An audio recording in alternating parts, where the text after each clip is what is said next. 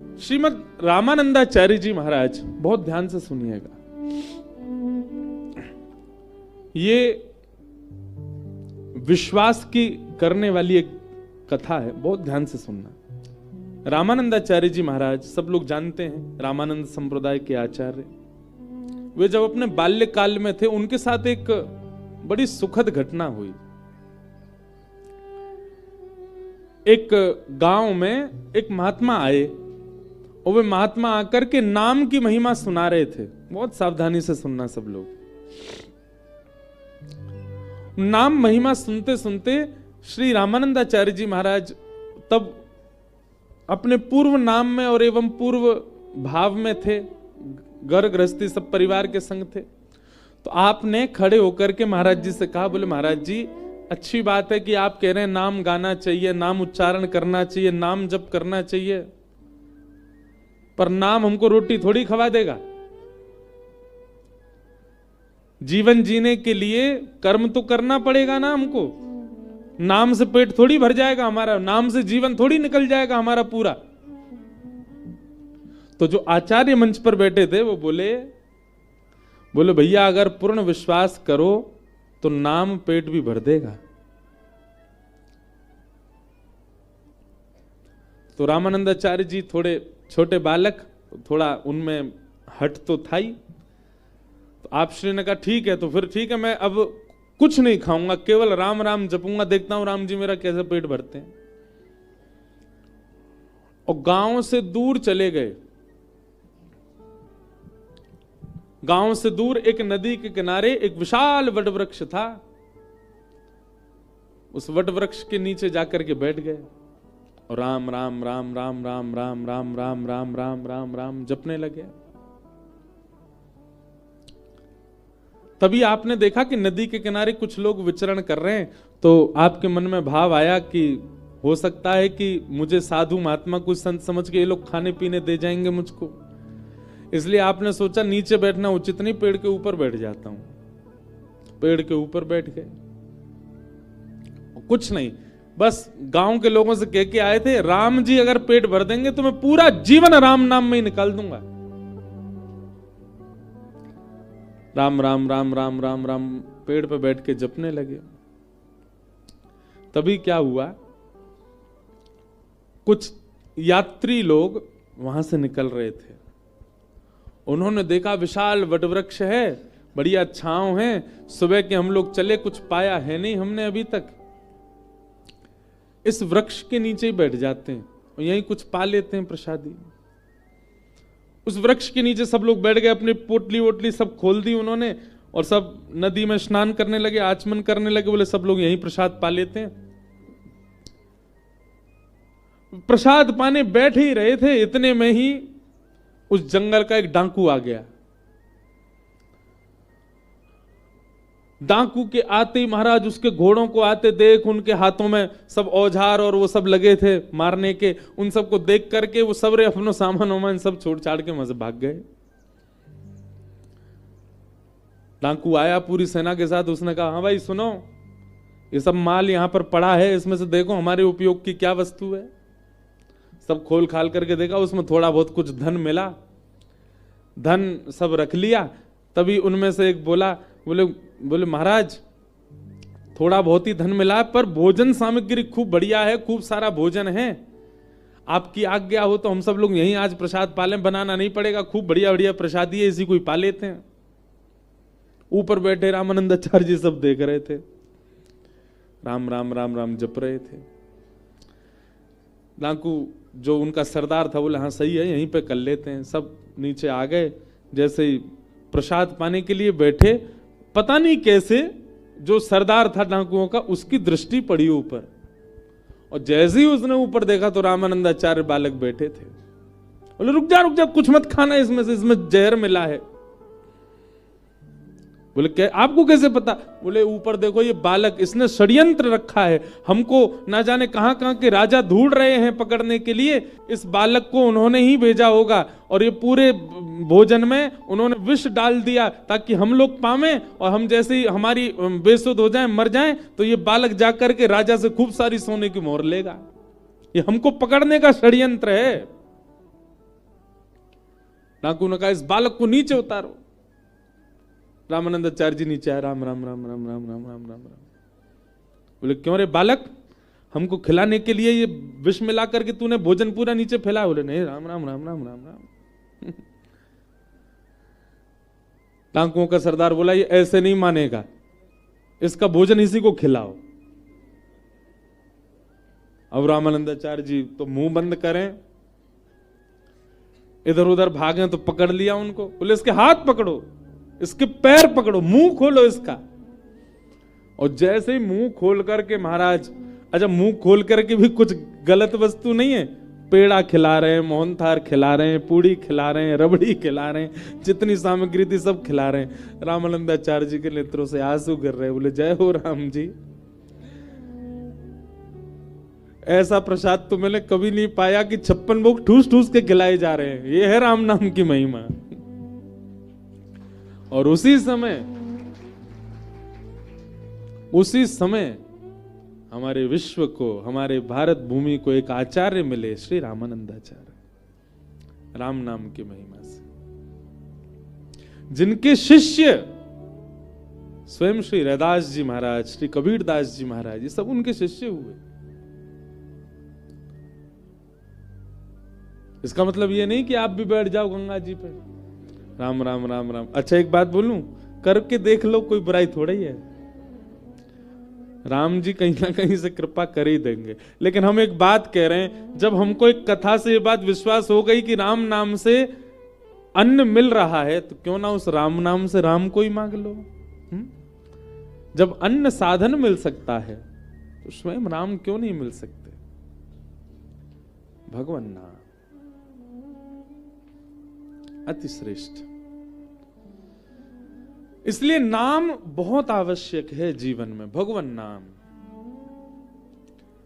और भगवान नाम आत्म कल्याण के लिए होता है, यही भागवत का विषय है। धर्म प्रौजित कई तवोत्र परमो निर्मत्सराणाम सताम वैद्यम वास्तव मत्र वस्तु शिवदम तापत्रयोन्मूलनम श्रीमद्भागवते महामुनि कृते किंबा परैरीश्वर सद्यो हृदय वरुध्य तेत्र कृत भी शुश्रूषुभिस्तच्छणा। भागवत जी का द्वितीय श्लोक, जहां पर विषय, अधिकारी, संबंध और प्रयोजन, 4 बातें बताई गई। सबसे पहला भागवत का विषय क्या है? आप कथा सुनने के बाद में कहीं ना कहीं अब आत्म कल्याण के लिए बढ़ने लगोगे। अभी तक आपकी स्थिति क्या है? कहीं ना कहीं आप देह की पुष्टि का भाव रखते हैं, ऐसा खाऊं जिससे देह पनपे, ऐसा कुछ करूं जिससे मेरे देह को सुख मिले, ऐसा कुछ करूं जिससे मेरा देह प्रबल हो, धनवान हो, संपत्तिवान हो। ऐसी ऐसी इच्छाएं जब देह के लिए आती हैं, तब तक आप धर्म कर रहे हो। लेकिन जिस दिन आपके मन में भाव आ जाता है भाई देह तो नश्वर है, इसके भीतर विराजमान जो आत्मा है उसका उद्धार करना है मुझको, और देह का माध्यम लेना है, उसी दिन आप परम धर्म करने लग जाते हो। अभी हमारी स्थिति क्या है? आंखों से ऐसा देखूं जिससे आंखों को सुख मिले। पर परम धर्म करने वाली की स्थिति क्या हो जाती? आंखों से उसको देखूं जिससे आत्मा की संतुष्टि हो। संसारी व्यक्ति क्या? ऐसा सुनूं जिससे मैं एंटरटेनमेंट हूं, जिससे मेरा मनोरंजन हो। लेकिन आध्यात्मिक व्यक्ति क्या कहता है? ऐसा सुनूं जिससे मेरा आत्मचिंतन हो। संसारी व्यक्ति ऐसा खाऊं जिससे मेरी जीव को सुख मिले, और आध्यात्मिक व्यक्ति ऐसा खाऊं जिससे मेरा और भजन बढ़े। वजन नहीं, भजन।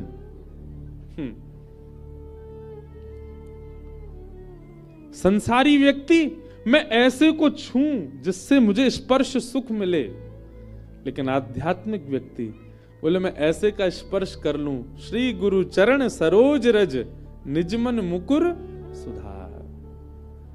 श्री गुरुदेव के चरणारविंदों का स्पर्श करूं, वैष्णवों के चरणारविंदों का स्पर्श करूं, महज्जनों के चरणारविंदों का स्पर्श करूं। संसारी व्यक्ति वो अपने पैरों से चाहता है मैं ऐसी जगह जाऊं जहां अच्छे फोटोज खिंचवा सकूं, अच्छे इंस्टाग्राम और सब जगह पर डालने वाली मेरी फोटोज खिंच जाएं। पर भगवत अनुरागी व्यक्ति वो पैरों से जाएगा, मैं प्रदक्षिणा करूं, मैं परिक्रमा करूं, चाहे मेरे देह को भगवत समर्पित करने का भाव आवे। ऐसी स्थिति, ये परिवर्तन आने लग जाए मन में, तो समझो आप भागवत सुन रहे हो। आप कहीं ना कहीं देह से उठ करके आत्म कल्याण की भावना में चले जाते हो। ये भागवत का विषय है। आपको यह समझ में आने लग जाए कि देह तो माध्यम है, कल्याण तो मुझे अपने भीतर बैठी उस चेतना का करना है जो ना जाने कितने दिन से भटक रही है। यह भागवत का विषय। दूसरी बात, भागवत का अधिकारी कौन है? इस पूरी योजना में कौन आ सकता है जिसके अंदर आत्म कल्याण की इच्छा प्रकट हो जाए, देह से परे को हो जाए?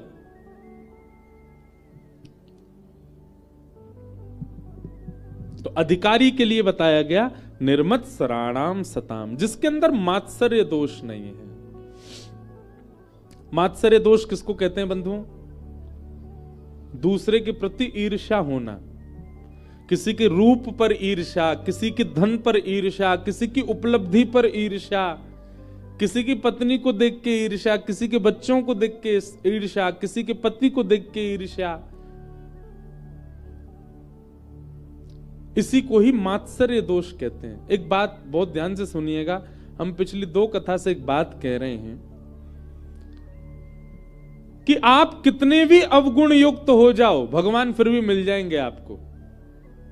आपके अंदर क्रोध ज्यादा, फिर भी ठाकुर जी मिल जाएंगे। आपके अंदर लोभ ज्यादा, फिर भी ठाकुर जी मिल जाएंगे। आपके अंदर मोह ज्यादा, फिर भी ठाकुर जी मिल जाएंगे। आपके अंदर काम ज्यादा, फिर भी ठाकुर जी मिल जाएंगे। लोभियों को मिले हैं, कामियों को मिले हैं, मोहियों को मिले हैं, सबको ठाकुर जी मिले हैं। दूषित खाने पीने वालों को भी मिले, भक्ष खाने वाले को भी ठाकुर जी मिले हैं। सदन कसाई जैसे को भी मिले हैं, जो रोज जानवर काट काट के बेचता था। लेकिन ईर्ष्यालु को ठाकुर जी नहीं मिलते, जिसके चित्त में ईर्ष्या भाव है। और एक बात बताएं आपको, मुझसे लेकर के पीछे बैठे हर व्यक्ति के अंदर ईर्ष्या तो आई है। हम सब में ईर्ष्या तो है। कम से कम हमारा भजन इसीलिए बने कि हमारा क्रोध कम ना हो, भले हमारे अंदर बाकी के दोष कम ना हो, लेकिन हे सदगुरु की कृपा, हे गंगा मैया की कृपा, हे भागवत जी की कृपा, हे बद्रीनाथ भगवान की कृपा, हे वृंदावन बिहारी लाल की कृपा, हमारे अंदर ईर्ष्या ना आवे। आप विश्वास मानिए, जिस दिन आपके चित्त से ईर्ष्या गई, आपका क्रोध भी जाएगा, आपका लोभ भी जाएगा, आपका काम भी जाएगा, आपका मोह भी जाएगा। सारे दोष अपने आप निकलना प्रारंभ कर देंगे। घर की नाली जाम हो जाए तो सबसे अंदर जो बड़ी वस्तु फंसी होती है उसमें वो निकल जाए, सब अपने आप निकल जाते हैं। ऐसे ही सबसे बड़ी हमारे हृदय में जो ये गंदगियां हैं, इनके अंदर जो सबसे भारी भरकम है, जिसकी वजह से कुछ नहीं निकल पा रहे, वो है ईर्ष्या। जिस दिन ईर्ष्या निकल गई चित्त से, सब निकल जाएंगे। क्रोध, काम, लोभ, मोह, अभिनिवेश, अहंता, ममता, चिंता, सब निकल जाएंगे। और ईर्ष्या नहीं निकली, कितनी कथा सुन ले, कितनी भजन कर ले, कितनी गंगा जी में डुबकी लगा ले, भर की पौड़ी पर देखो महाराज चैन पकड़ के ले जा रहे हैं, दे डुबकी।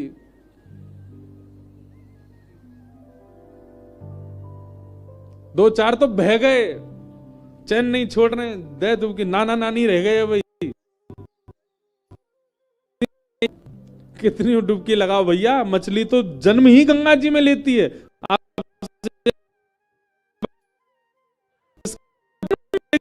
गंगा तो श्वास भी वही, उसका तो भोजन भी वही। डुबकियों से काम चल रहा होता तो सारी मछली वैकुंठ जा रही होती गंगा जी की। एक बात कहें, कई लोग शायद हो सकता खुश हो जाएं इस बात को, गंगा जी के स्नान से ज्यादा शास्त्राज्ञा कहते हैं गंगा तब दर्शनात् मुक्ति। गंगा जी का दर्शन कर लो बस, उसी से ही मुक्ति हो जाती है। खुश है गए कई लोग। कई अनकेन ने कह रखी होगी यार एक डुबकी तो लगावेंगे 7 दिनों में। लेकिन अब कह रहे हैं, बोले महाराज जी कह रहे दर्शन से ही काम चल जाएगा। लेकिन एक बात कहें, ऋषिकेश से आगे की जो गंगा है ना, उनके दर्शन से काम चलेगा, यहां तो नहाना ही पड़ेगा। क्यों? ऋषिकेश से आगे की जो गंगा है उसमें अगर कूदवे गए तो फिर पता ही नहीं चलेंगे, सीधे गंगा सागर में मिलोगे फिर तो। स्नान का अपना महत्व है कि गंगे गंगे तियो ब्रूयात यो जनानाम सतैरपि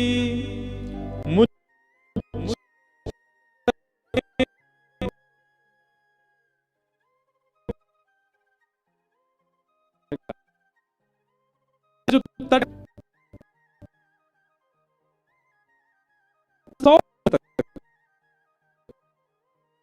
संपूर्ण गंगा तट ही माना जाता है। ऐसे 100 योजन के भीतर, मतलब यहां बैठ के गंगा गंगा बोलो और यहां से 100 योजन चले जाओ, एक योजन में 3 किलोमीटर होते हैं शायद, हैं? 100 योजन में कितने हो गए?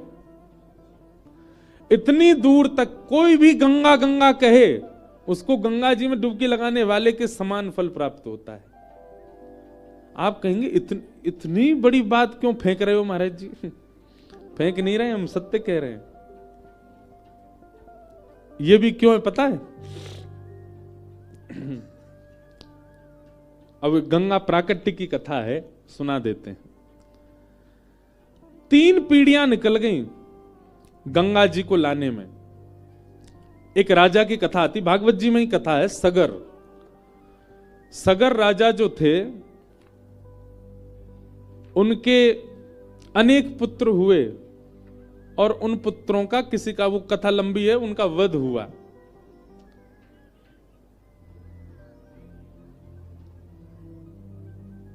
और वध भी कैसे हुआ? सगर राजा एक यज्ञ कर रहे थे। बहुत ध्यान से सुनो, गंगा जी के तट पे बैठो, गंगा जी कैसे आई आपको पता होना चाहिए। तो सगर राजा अश्वमेध यज्ञ कर रहे थे। तो अश्वमेध यज्ञ में एक नियम होता है कि अश्व जो है उसको छोड़ा जाता है, मुक्त छोड़ा जाता है, जब तक उसको कोई पकड़ ना ले वहां तक, ऐसा कुछ नियम होता है अश्वमेध यज्ञ में। तो सगर राजा का जो अश्व था, यज्ञ के बाद उसको छोड़ना था, लेकिन वो इंद्र विघ्न डालते हैं यज्ञ में। तो इंद्र ने क्या किया, उस अश्व को ले जा करके कपिल भगवान की कुटिया, जो कि अब कहां है, गंगा सागर में, जहां गंगा जी सागर में जाकर, तब गंगा जी नहीं थी, तब केवल सागर थे। कपिल भगवान की कुटिया पर जाकर के उस घोड़े को बांध दिया। सगर राजा ने अपने अनेक पुत्रों से कहा कि अश्वमेध यज्ञ में जो मेरा घोड़ा था वो कहीं खो गया है, कोई उसको ले गया, उसको ढूंढ के लाओ, वही घोड़ा चाहिए। ढूंढते ढूंढते ढूंढते ढूंढते जैसे ही महाराज पहुंचे सागर पर, कपिल भगवान बैठे थे।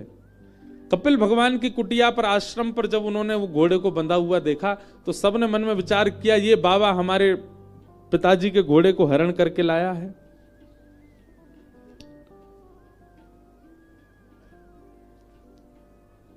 जैसे ही कपिल भगवान को उन्होंने उठाने का प्रयास किया तो ब्रह्म ध्यान में बैठे थे, ध्यान से जैसे ही उठे, नेत्र खोले तो उनके नेत्रों से अग्नि प्रज्वलित हुई और वे सारे बालक सगर के वहीं जल गए, राख बन गए। तब सगर महाराज ने अपने अन्य बालकों को कहा कि जाओ, जाकर के ढूंढ करके लाओ, मेरे बालक सब कहां हैं। पहले तो घोड़े ढूंढने गए, बालक भी नहीं मिल रहे। ढूंढते ढूंढते जब वे सब लोग गए और जाकर के देखा कपिल भगवान बैठे थे, कपिल भगवान के चारों ओर राख का ढेर पड़ा था। जाकर के कहा कि भगवान, हमारे पूर्वज मिल नहीं रहे हैं, कहां हैं। तब कपिल भगवान ने कहा, देखो हमारी ब्रह्म अग्नि से वे सब नष्ट हो गए हैं और उन्हीं की ये ढेर राख का पड़ा है। क्योंकि एक साधक की तपस्या भंग करने के लिए लोग आए थे, इसलिए इनको मुक्ति नहीं मिली है अभी। बोले इनको मुक्ति कैसे मिलेगी? बोले इनको मुक्ति यदि दिलाना चाहते हो तो विष्णुपदी, भगवान विष्णु के नित्य अभिषेक का जो चरणामृत वैकुंठ में है, यदि वो पृथ्वी पर आवे और वो इनका स्पर्श करे तो ये मुक्त हो जाएंगे। तब महाराज इन्हीं हिमालयों पर खड़े होकर के 3 पीढ़ियों ने, एक पिताजी, एक दादाजी पूरे जीवन निकल गए सेवा करते करते, गंगा जी नहीं आई। दूसरे निकल गए, गंगा जी नहीं आई। और उसी वंश में तीसरी पीढ़ी में आए भगीरथ जी, और उन्होंने जब यहां पर तपस्या की तो 3 पीढ़ियों तक गंगा जी नहीं आई। 3 पीढ़ी बाद गंगा जी ने मन में विचार किया कि अब चलना चाहिए, इतना हमें बुला रहे हैं। तो गंगा जी नहीं आ रही थी, उसके पीछे कारण था। गंगा जी के मन में भाव था कि भाई ये संसार के लोग सब अपने पाप धोने आएंगे मेरे अंदर, और कहा मैं अत्यंत पवित्र करने वाली देव नदी हूं, और ये सब लोग आकर के मुझ में अपने पाप धो देंगे, मुझे मतमेला कर देंगे, पाप युक्त कर देंगे। इसलिए गंगा जी ने 3 पीढ़ियां निकालती नहीं आई। जब भगीरथ ने आकर के तपस्या की तब गंगा जी के मन में, हृदय में थोड़ी दया आई, और गंगा मैया बोली अब मुझे आना चाहिए। और वैकुंठ से प्रकट होकर के श्री गंगा मैया भूतल पर आने लगी। जैसे ही आई तो श्री महादेव, देवादिदेव महादेव ने उनको अपनी जटाओं में बांध लिया। अब गंगा जी के प्रादुर्भाव के कई प्रसंग सुनाए जाते हैं। एक तो यह है कि नित्य चरणों दल है गंगा जी, नित्य वैकुंठ में भगवान का चरण, जो देवतागण सब उसका अभिषेक करते हैं, वही जल आ रहा है। एक अर्थ यह है कि जब भगवान ने वामन अवतार धारण किया तो 2 पग से जब तीनों लोक नापने लगे तो दूसरा पग रखते ही भगवान के अंगुष्ठ के नख से ब्रह्मांड का भेद हुआ, और वैकुंठ का ये जो जल था चरणामृत का, 2 पग से तीनों लोक नापे तो ब्रह्म भगवान का चरण पहुंचा, तो ब्रह्मा जी ने ठाकुर जी के चरण धोकर के अपने कमंडल में रखा, वही गंगा जी हैं। लेकिन सब कथाओं का एक मूल है कि गंगा जी विष्णुपदी हैं, ठाकुर जी के चरणामृत हैं। तो जैसे जी नीचे आने लगी, महादेव को क्रोध आया। क्यों क्रोध आया? बोले कहां दुर्गा सप्तशती में कहते हैं कुपुत्रो जायेत क्वचित माता न भवति, पुत्र कुपुत्र हो सकता है, माता कभी माता नहीं होती। और ये गंगा मैया वात्सल्य रूपा होकर के, मैया रूप होकर के, और इन्होंने इतनी निर्दयता की, 3 पीढ़ियां निकल गई है, अब जा रही हैं। गंगा जी को जटा में बांध लिया। गंगा जी प्रार्थना करने लगी, महादेव आप ऐसा क्यों कर रहे हैं? तो महादेव ने जटा में बांधी। इसके भी 2 कारण। पहला तो क्रोध वाला कारण था कि उनको गुस्सा आया कि गंगा जी ने इतना विलंब क्यों किया आने में, और दूसरा कारण यह था कि विष्णु हैं, तो महादेव चाहते हैं कि श्री हरि चरणामृत तो मेरे सिर पर रहे। इसलिए 2 कारणों से गंगा जी को बांध लिया। गंगा जी ने प्रार्थना की, महादेव आप हमें मुक्त करो। महादेव बोले ऐसे नहीं करेंगे, रुको। भी सब देवताओं को बुलाया, 33 कोटि देवता शंकर जी के आगे हाथ जोड़ के नतमस्तक हो गए। बोले आज्ञा, आपने हमें क्यों बुलाया? महादेव उपदेश देने लगे। बोले ये कलिकाल प्रारंभ हो रहा है नीचे पृथ्वी पर, और कलयुग में लोगों पर इतना समय नहीं है, और आप सब देवी देवता अपने तप के लिए इतना समय मांगते हैं। कोई 1000 वर्ष की तपस्या करता है तब देवता प्रसन्न होते हैं, कोई 100 वर्ष की तपस्या करता है तब देवता प्रसन्न होते हैं, कोई हिमालय पर उल्टा लटक के भजन करे तब प्रसन्न होते हैं।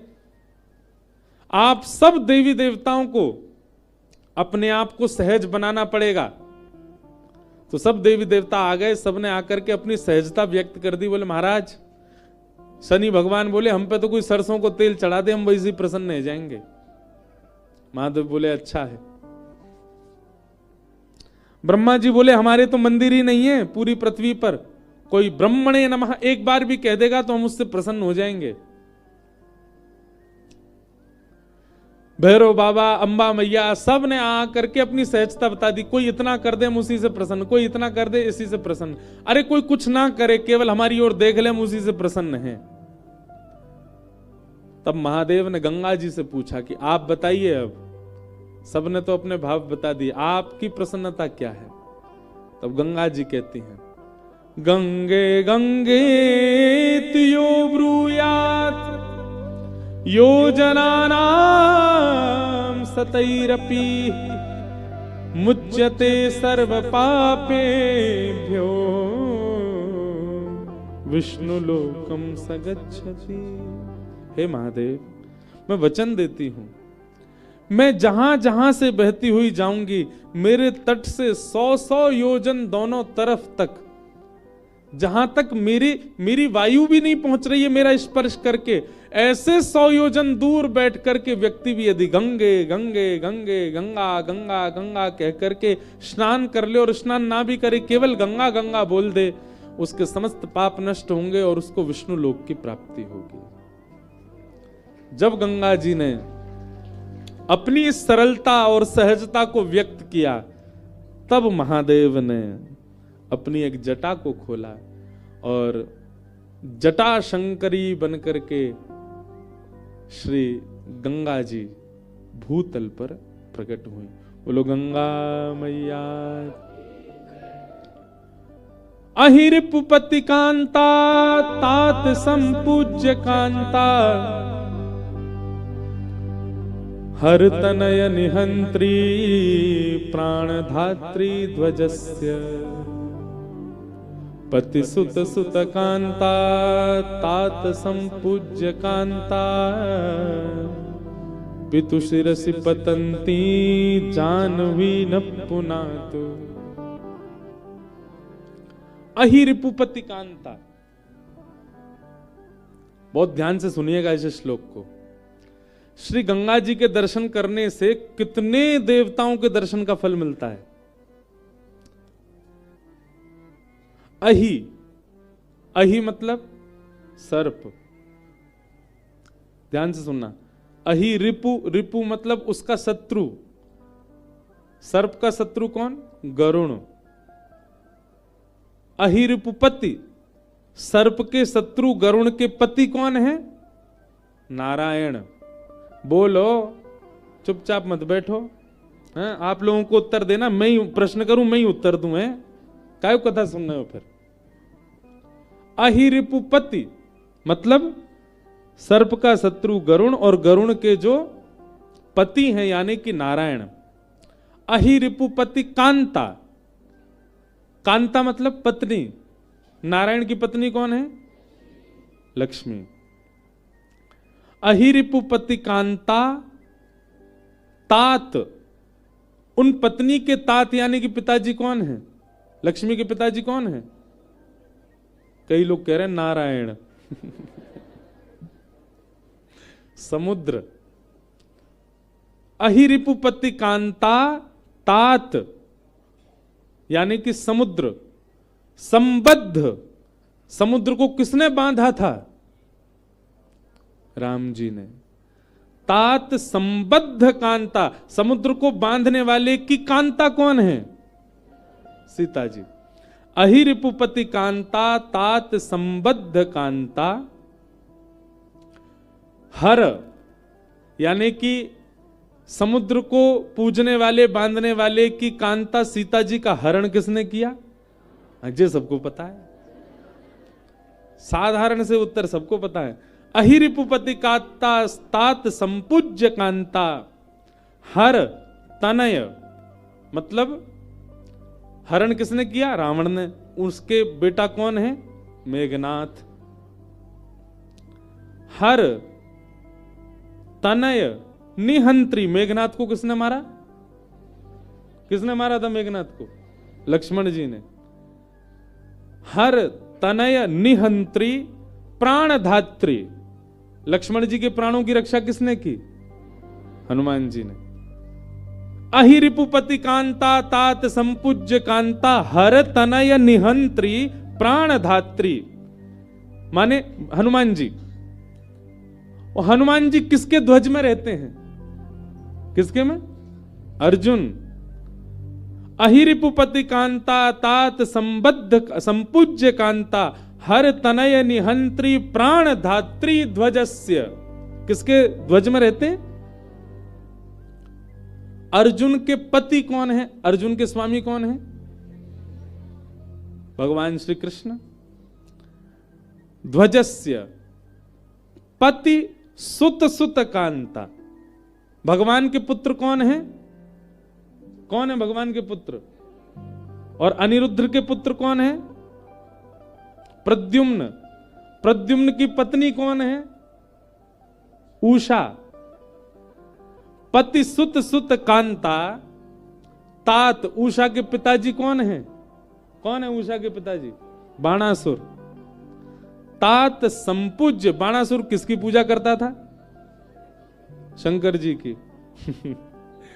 अहिरिपुपति कांता तात संपूज्य कांता, हर तनय निहंत्री प्राण धात्री ध्वजस्य, पति सुत सुत कांता तात संपूज्य कांता। यानी कि बाणासुर शंकर जी की पूजा करता था और शंकर जी की पत्नी कौन है? पार्वती जी।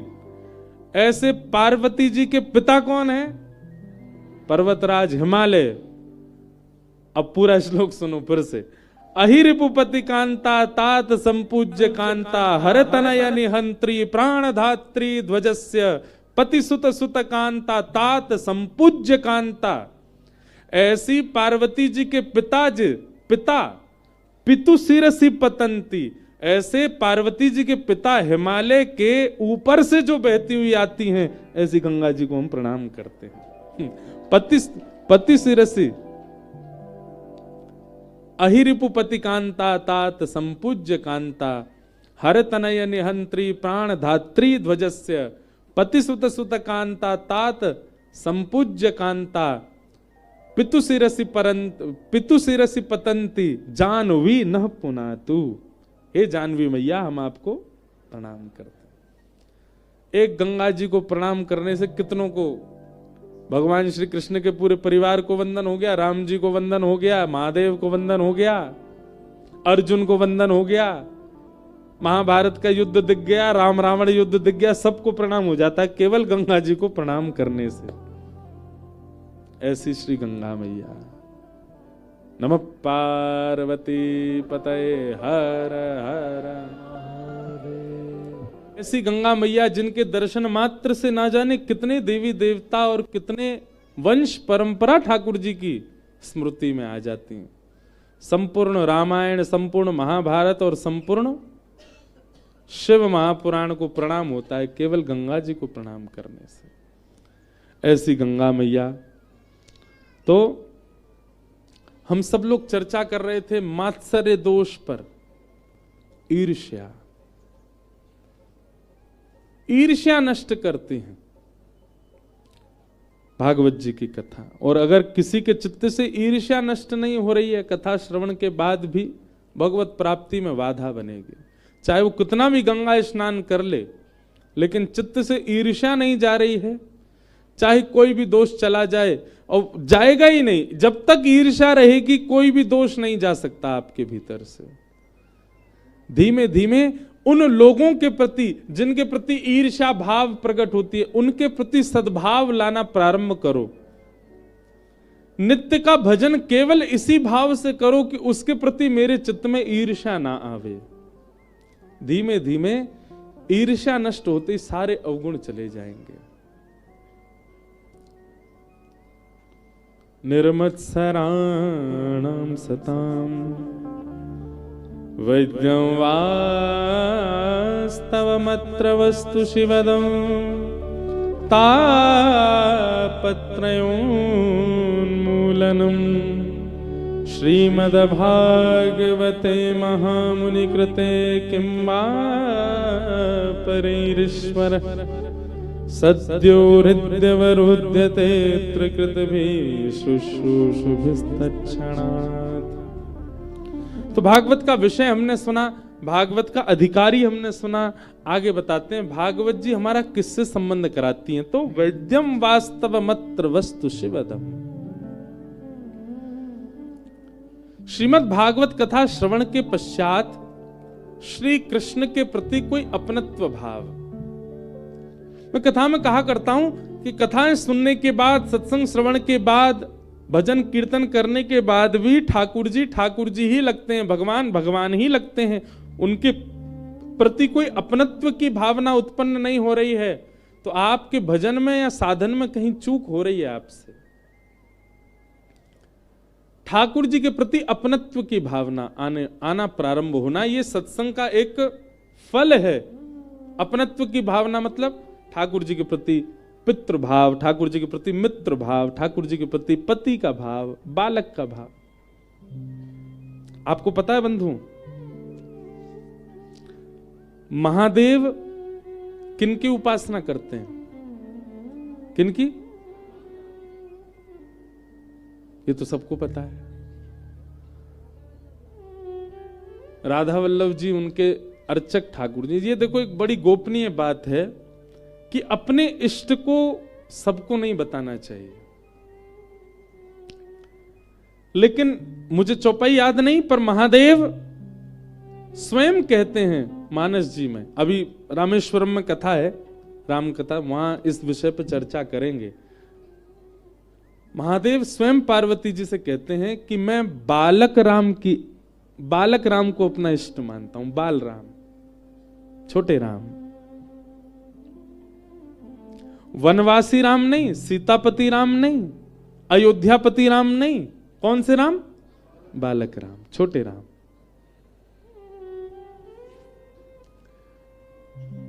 उनका मैं ध्यान करता हूं।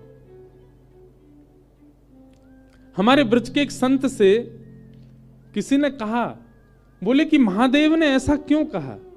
और वो संत हमारे घर के बगल में एक स्थान है भागवत निवास। आप लोग कभी वृंदावन आए तो जहां हमारा निवास है ठीक उसके बगल में ही है भागवत निवास। गौड़िया महात्मा रहते हैं वहां पर। एक गौ सेवक बाबा रहते थे, उनका नाम था यादवेंद्र दास। हमारे जन्म से पुरानी बात है। तो भागवत निवास में एक महात्मा रहते थे यादवेंद्र दास। गौड़िया महात्मा थे, गौड़िया वैष्णव थे। गौड़ियाओं का सर्वधन क्या होता है? हरे कृष्ण कृष्ण कृष्ण हरे हरे, हरे राम राम राम महामंत्र। पर यादवेंद्र बाबा जो थे अपने भागवत निवास के, उनकी निष्ठा रामचरितमानस में बहुत थी। और रामचरितमानस में भी केवल और केवल बाल कांड का ही वो पाठ करते रहते थे। कार्तिक का महीना आ जाए, रामनवमी आ जाए, हनुमान जयंती आ जाए, जन्माष्टमी आ जाए, जबकि गौड़ियाओं के तो सर्वधन श्री कृष्ण है, परंतु वो राम जी की आराधना करते थे। और राम जी में भी बालक राम। वही कहते थे, बोले आप ये राम जी की क्यों आराधना करते हो? बोले मैंने महादेव से सीखा। महादेव कहते हैं कि मैं बालक राम की आराधना करता हूं। उनके पास कोई भी जाता उससे बस एक ही बात कहते, बोले कृष्ण प्राप्त करनी हो, किशोरी जी प्राप्त करनी हो, वृंदावन प्राप्त करना हो, कछु भी प्राप्त करना हो, भैया जीवन में जो कछु प्राप्त करना है मानस जी के बालकांड का पाठ करो। उनसे किसी ने पूछा, बोले बाबा वनवासी राम ने क्या बिगाड़ा? सीतापति राम ने क्या बिगाड़ा? अयोध्यापति राम, राजा राम ने क्या बिगाड़ा? आप बालक राम की क्यों आराधना करते हैं? बोले बिगाड़ो को चुना है भैया। और ठेठ ब्रजवासी थे, वे कहते, बोले हम ब्रजवासी हैं, हम में चतुराई बचपन से ही रहे, हम भोरे भी जितने चतुर भी उतने ही हैं। वो कहते, बोले बड़े को रिझानो बड़ो टेढ़ो काम है, छोटो नेक में ही रीझ जाए। या हमारे हम तो बालक राम की आराधना करें। वे कहते, बोले बड़े को कुछ भी दे दो, जैसे जैसे बालक बड़ा होता जाता है उसको मनाना, उसको खुश करना उतना ही डिफिकल्ट होता जाता है। अब यहां छोटा सा बालक रो रहा था, मैं देख रहा था उसकी मैया कैसे उसको शांत कर रही। कुछ नहीं तो एक टॉफी का रैपर ही दे दो, टॉफी भी मत दो, रैपर दे दो। उसका पन्नी होती है ना, पन्नी, चिरमिर कर दो उसे, चिरमिर चिरमिर, बालक उसी शांत हो जाए। जितना छोटा बालक उतनी जल्दी खुश। ज्यादा से ज्यादा छोटे से बालक, और वो छोटा बालक इतना खुश हो जाता है, आपकी गोद में नहीं आ रहा हो, उसको कह दो बज्जी बज्जी घूमने चले, बज्जी अपना सर्वस्व दे देगा आपको। झूठ बोल दो आप उससे, तो यादवेंद्र बाबा कहते, बोले भैया बालक राम बालक कृष्ण ये बड़े भोरे हैं, इनते झूठे में कह दोगे ना लाला मम्मम खवाएंगे, सो ये तो सर्वस्व देव को आ जाएंगे, ये तो पूरे के पूरे आ जाएंगे तुम्हारे पास, या हमारे हम तो बालक के उपासक हैं।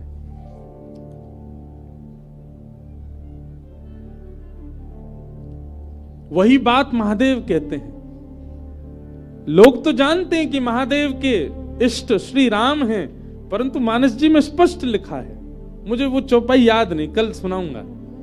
स्वयं पार्वती जी से कहते हैं मैं बालक राम का ध्यान करता हूं, क्योंकि बालक को मनाना, बालक को रिझाना, बालक को प्रसन्न करना बहुत सरल है।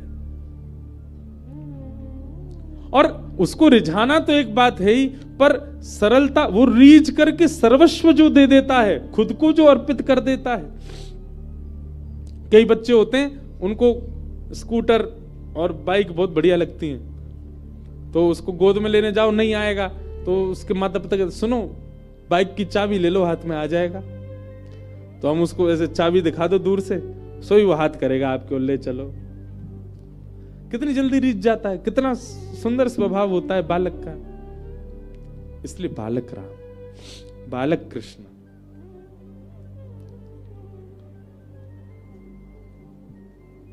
कई लोग राजाधिराज के उपासक हैं, कई लोग मथुराधिपति के उपासक हैं, कई लोग रुक्मणी रमण के उपासक हैं, कई लोग राधा रमण के उपासक हैं, कई लोग राधा वल्लभ के उपासक हैं, कई लोग कुंज के बिहारी के उपासक हैं।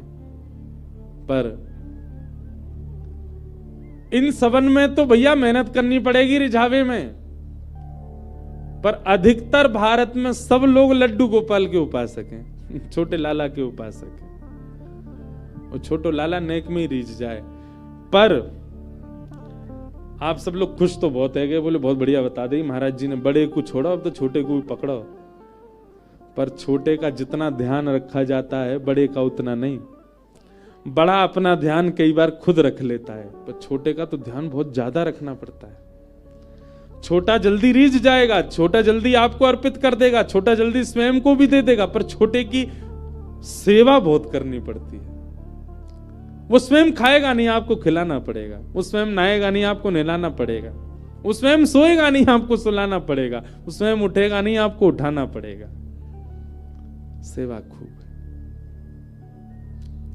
इसलिए बाल रूप जो है ना ठाकुर जी का, उसकी आराधना, उसकी उपासना सब श्रेष्ठ हैं। हमारे वृंदावन में मूलतः तो वैसे निकुंज की उपासना है, निकुंज के बिहारी जी।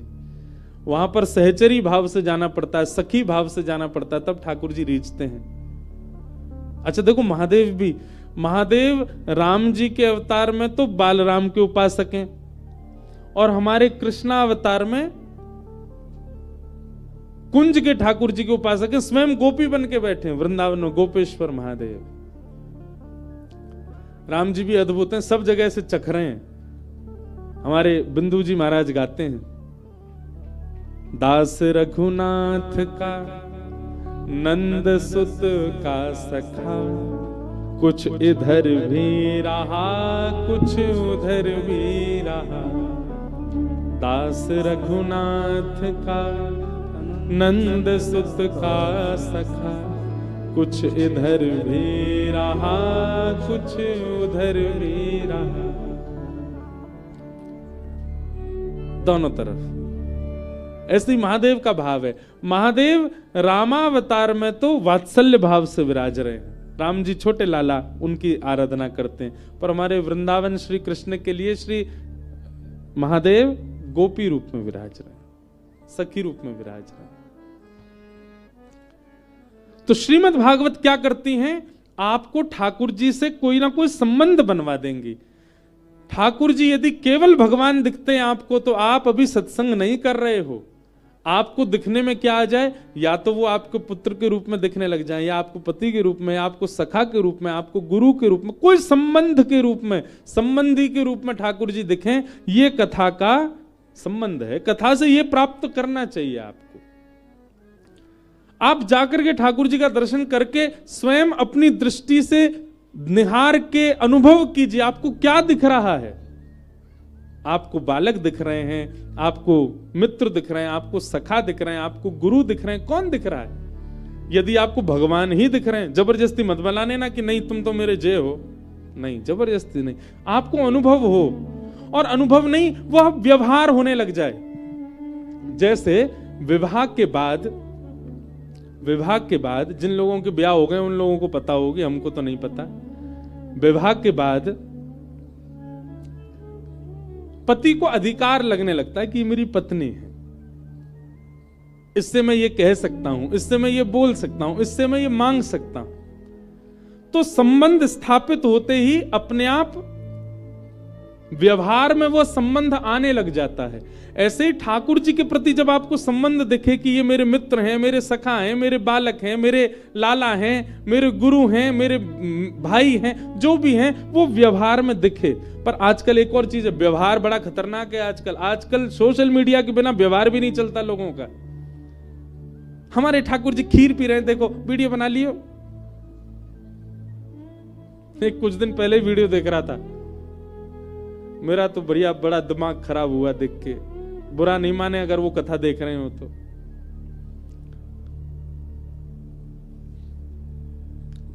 वो वीडियो बना के ले गए और फ्रिज खोला तो फ्रिज के अंदर कोई सामग्री थी, उस पे लड्डू गोपाल बैठे। ओहो, हमारे लड्डू गोपाल अपने आप फ्रिज के अंदर आ गए, देखो प्रसाद पा रहे हैं। मैं ठाकुर जी कुकड़ गए होंगे बेचारे, बोले या की रील के चक्कर में मोह फ्रिज में बैठा रही है।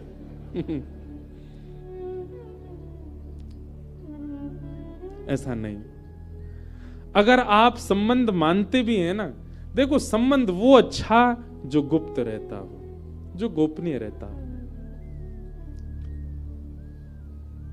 हम तो सोशल मीडिया वाले लोगों से भी कहेंगे, आप अपनी भक्ति को भी ज्यादा प्रसारित नहीं करो। हम अपने गिरधर लाल जी का ज्यादा फोटो वीडियो बहुत कम कभी कभी डालते, सब जगह हमेशा नहीं डालते। रोज श्रृंगार होता है, रोज कुछ अद्भुत होता है ठाकुर जी का। कई उत्सव ऐसे होते हैं लोगों को पता ही नहीं होता, हम उत्सव कर देते हैं, नहीं बताते। हाँ, थोड़ी बहुत, क्योंकि एक व्यास है तो हमारी एक जिम्मेवारी है, हमको बहुत सारे लोग सुनते हैं, बहुत सारे लोग सुन करके पालन करते हैं। कभी कभी दिखाना पड़ता है कि भाई ऐसा भी उत्सव होता है, ऐसे भी भाव होते हैं, ऐसे भी श्रृंगार होता है, पर हमेशा नहीं। कई लोगों ने कहा आप नित्य का लाल जी का दर्शन डालो, मैं ना, हमसे नहीं डाले, थोड़ा गोपनीय है। और उससे अनुभव किया, प्रेम बढ़ता है, भाव बढ़ता है।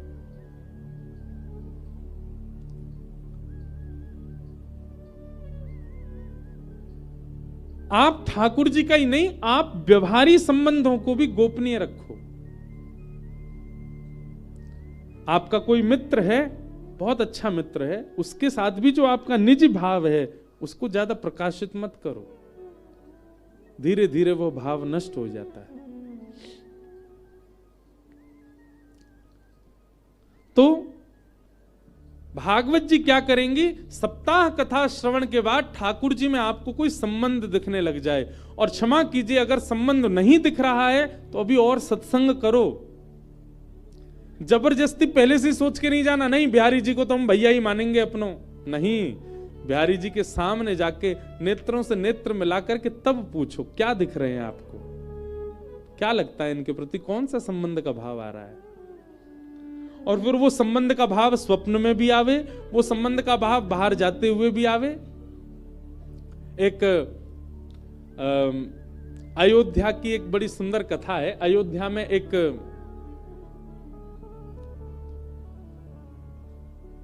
प्रयागदास करके एक महात्मा हुए। जब वे छोटे थे तो अपनी मैया से उन्होंने कहीं से सुन लिया होगा बहन शब्द, तो अपनी मैया से आके बोले, मैया मेरी बहन कौन है, मेरी बहन कौन है। अब मां कैसे बालक को समझाए कि तेरी कोई बहन ही नहीं है, तो वो कहती बोले तेरी कोई बहन नहीं, वो कैसे नहीं है, मेरे मित्रों की तो सबकी बहन है, मेरी बहन कौन है, मेरी बहन कौन है। रोज यही पूछते और रो रो करके पूछते। तो मां ने एक दिन ऐसे कह दिया, बोले सियाजू तेरी बहन है, सीता जी तेरी बहन है। वो किसी और नगर में रहते थे, तो बोले अच्छा मेरी बहन कहाँ है। बोले लाला बहन जब आयु हो जाती है ना, उसका ब्याह हो जाता है, फिर वो जीजा जी के साथ उन्हीं के घर चली जाती, वहीं रहती है। तो बोले अच्छा मेरे जीजा जी कौन है? बोले बहन जब सीता जी तो जीजा जी तुम्हारे राम जी। बोले अच्छा ये राम जी कहाँ रहते हैं? मेरी बहन कहाँ रहती है? बोले अयोध्या है उनका ससुराल, वहीं रहती हैं वो। उस बालक ने बचपन से यही सुना, सीता जी मेरी बहन है, राम जी मेरे जीजा जी हैं, अयोध्या मेरी बहन का ससुराल है। अपने मित्रों को भी सबको बताता, सब हंसते उस पर। बोले ये क्या बात है, ऐसे तो कुछ हो नहीं सकता, राम जी तो भगवान है। बोले वही भगवान ही मेरे जीजा जी हैं, मेरी माता जी कहती है सीता जी मेरी बहन है। लेकिन उनका विश्वास इतना प्रगाढ़ था। थोड़े से बड़े हुए तो अयोध्या जाने का अवसर मिला, रात भर सोए नहीं। मां से बोले बढ़िया खीर बनाओ ना, बहन के यहां खाली हाथ नहीं जाऊंगा, देख के आऊंगा। मेरी बहन के लिए खीर लेकर के गए। अब अयोध्या पहुंचे, अयोध्या में जाकर के सब जगह बोले मेरी बहन कहाँ रहती हैं? बोले कौन है तुम्हारी बहन? वो सीता जी। सब हंस जाए उनकी बात सुन के। बोले सब उन्हीं का ही है, यहीं रहती हैं। कहीं भी प्रत्यक्ष सीता जी जब नहीं मिली तो एक वृक्ष के नीचे बैठ करके रोने लगे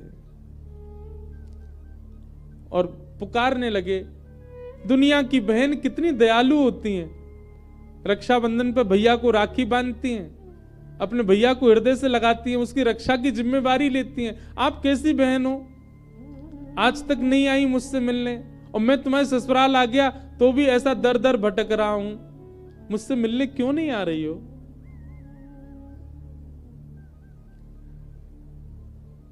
इतने भाव से पुकारा। हमारी जानकी जी कैसे सह सकती थी? तभी देखा एक अद्भुत हाथी आ रहा है। उस हाथी के ऊपर रत्न जड़े हुए हैं, उन रत्नों के ऊपर एक सुंदर सिंहासन है, और सिंहासन पर बैठकर के श्री राजा रामचंद्र जी और साक्षात सीता मैया आ रहे हैं।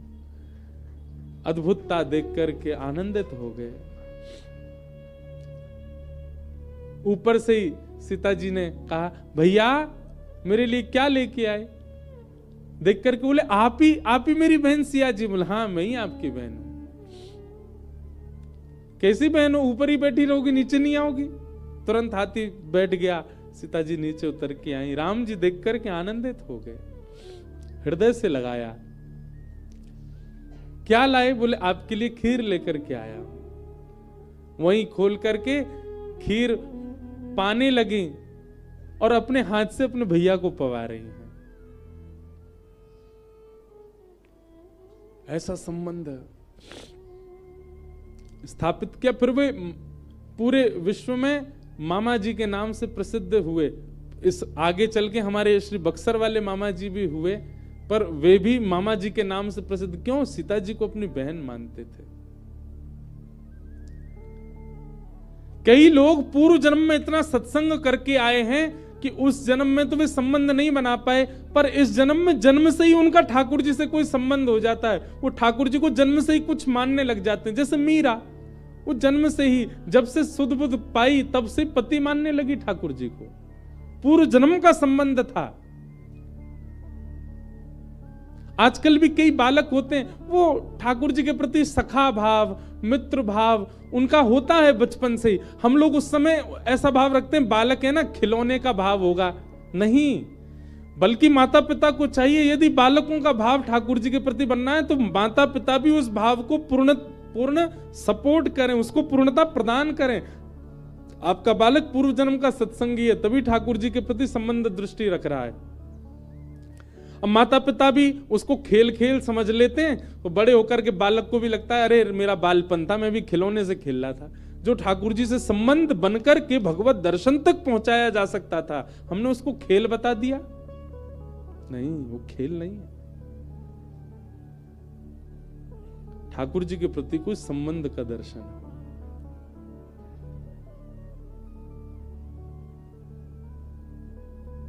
ठाकुर जी क्या दिखते हैं, यह सत्संग श्रवण के बाद ठाकुर जी को नित्य देखा करो।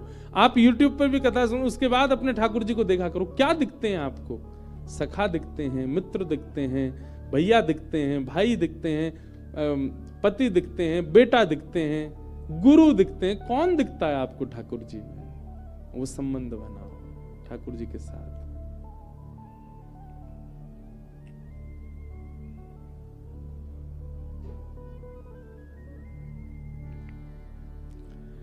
वैद्यं वास्तवमत्र वस्तु शिवदं तापत्रयोन्मूलनम् श्रीमद्भागवते महामुनिकृते किं वा परैरीश्वरः सद्यो हृद्यवरुध्यते त्रिकृतभिः शुश्रूषुभिस्तत्क्षणात्। तो सबसे पहला विषय, फिर अधिकारी, फिर संबंध और चौथा प्रयोजन। भागवत का एक ही प्रयोजन है, तापत्रयोन्मूलनम। भागवत जी के आश्रय में आने वाले को फिर संसार का ताप नहीं सताता, वो संसार के समस्त तापों से उसका उन्मूलन हो जाता है, वो सबसे परे हो जाता है। ऐसी भागवत जी को हम बारंबार प्रणाम करते हैं। तो सबसे पहले बात, भागवत का विषय समझो, आत्मकल्याण। भागवत के अधिकारी के लिए क्या बनो? ईर्ष्या रहित। और संबंध के रूप में ठाकुर जी से कोई संबंध मानो। और चौथा प्रयोजन, तापत्रयोन्मूलनम, 3 प्रकार के तापों का उन्मूलन। ये भागवत जी के 4 भाव हैं। 2 मंगलाचरण के भाव से आज के मंगल भाव को हम लोग प्रणाम करते हैं।